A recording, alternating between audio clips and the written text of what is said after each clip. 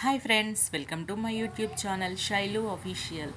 నేనైతే పండగకి అమ్మ వాళ్ళ ఇంటికి వచ్చానని చెప్పాను కదా మీకు. ఈరోజు హుజరాబాద్, కరీంనగర్ డిస్ట్రిక్ట్ అండి అమ్మ వాళ్ళది. ఇక్కడ కన్యకా పరమేశ్వరి టెంపుల్ అని అమ్మవారి పూజలు అయితే చాలా బాగా జరుగుతాయి. నేను ఈరోజు అమ్మతో కన్యకా పరమేశ్వరి టెంపుల్కి అయితే వచ్చాను.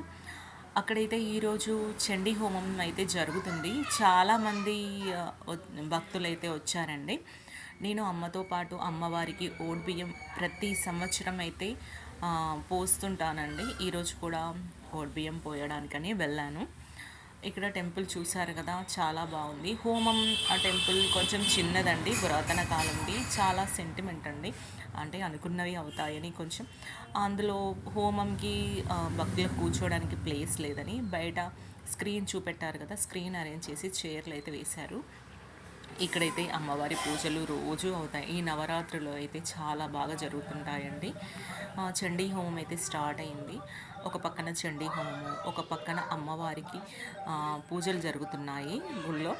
అమ్మ అయితే ఇంకా చూసారుగా ఓడ్బియ్యం తీసుకొచ్చింది. గాజులు, పువ్వులు, పళ్ళు, అమ్మవారికి చీర, తులసి మాల అన్నీ తీసుకొచ్చామండి. ఇంకా చాలా రష్గా ఉందిగా, కొద్దిసేపు పక్కన వెయిట్ చేస్తుంది. ఇంకా బియ్యం అయితే పంతులు గారికి ఇచ్చాము. చూస్తున్నారుగా, అవి మావే, అమ్మవారికి పోస్తున్నారు పంతులు గారు.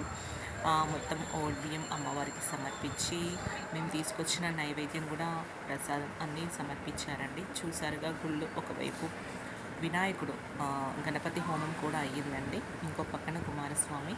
బయట గుడి బయట, అంటే గుళ్ళోనే లోపల బయట సైడు హోమం అయితే జరుగుతుంది. చండీ హోమం అంటే చాలా టైం పడుతుందంట. ఇంకా పూర్ణాహుతి అవన్నీ సమర్పిస్తున్నారు. చాలా రష్గా ఉందండి. పూజ అయితే కంప్లీట్ అయింది. హారతి కూడా ఇస్తున్నారు. ఈ నా ఛానల్ ఫస్ట్ టైం చూసే వాళ్ళైతే సబ్స్క్రైబ్ చేయడం అస్సలు మర్చిపోవద్దు.